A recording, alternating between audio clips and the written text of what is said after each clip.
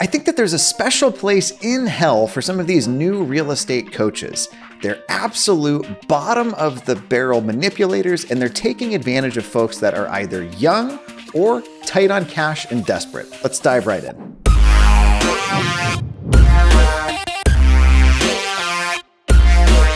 What I'm seeing is absolute fantasy painted as the day-to-day reality, or even taking somebody's once-in-a-lifetime best day ever and pretending that it should be your average experience.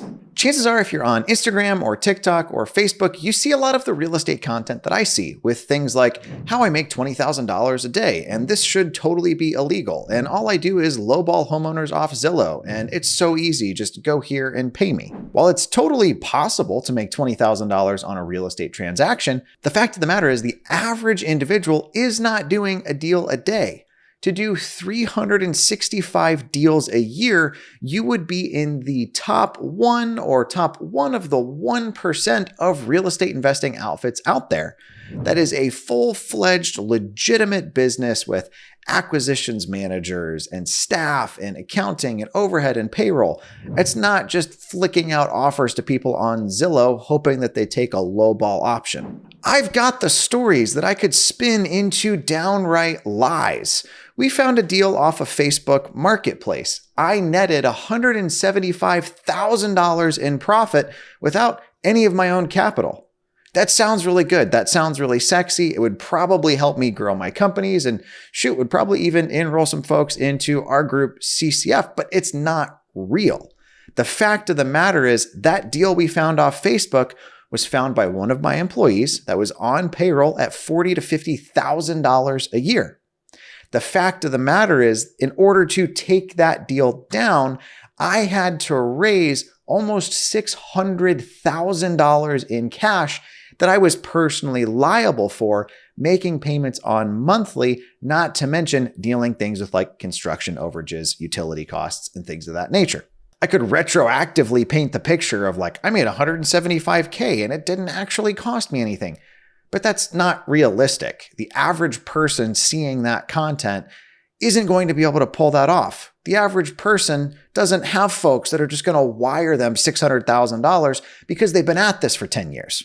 And don't even get me started on the OPM or seller finance, no money down deal crowd, because quite frankly, it is reckless and dangerous. If you're going to borrow somebody's life savings to fund your real estate investing, you had better know damn well what it is that you're doing. Because if you mess up, you're talking about potentially wiping out their entire livelihood. Now, I've personally never not paid one of my lenders back. I've lost money on projects. Gasp. That's not sexy. That's not going to go viral on Instagram, but it's factual. And you know what? My investors were still made whole. I would argue that borrowing other people's money doesn't lower your risk. It actually increases it. Early on in my career, a lot of this stuff appealed to me, like buying deals on owner financing, because I wasn't bankable and didn't have the cash to close on these kind of places. The problem with getting seller financing on something where you don't have personal margin is, what do you do when something breaks? What do you do if you have a vacancy? You just don't make your payments to the seller? Well, they're not better off having met you. Early on in my career, I wanted them and I had no business doing them. You are not inferior if you're working hard and your average day-to-day experience doesn't match somebody's best day ever. I've seen ads that are like $100,000 months have never been easier. Guys, I've been in this business for 10 years. I own service companies in this space. I could very easily manipulate revenue and spin stories that sound super sexy, but it's not realistic. $100,000 months have never been easy. They will not be easy. That is the whole point. If it was easy, everybody would be doing it. In fact, I would argue if you're making $100,000 a month and it's easy, you might want to make sure what you're doing is legal. I don't want to talk about that. The reason why this pisses me off so much isn't just poor people and young college kids that are throwing subscriptions to tools on credit cards so these schmucks make some affiliate income or go buy a course.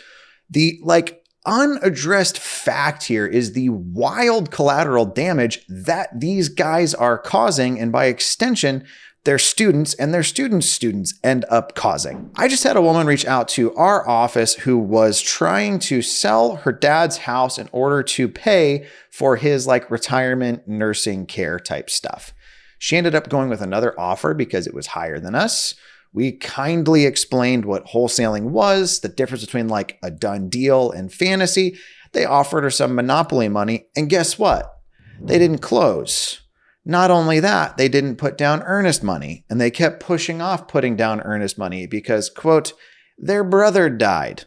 Meanwhile, I found the person on Instagram, and they're jet setting. I'm in Portugal. Lisbon's great. Oh, Ibiza was incredible. Meanwhile, that family is trying to figure out, what do we do with the house? How do we cover the costs? And how do we take care of dad? But I hope her trip was fun. Had another seller reach out to us. He went under contract with one of these wholesalers.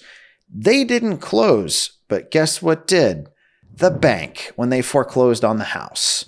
Instead of the guy selling the house to somebody that could have literally paid it off, protected his credit, he even would have walked with some cash, the bank took it from him. His credit is now jacked for 7 years?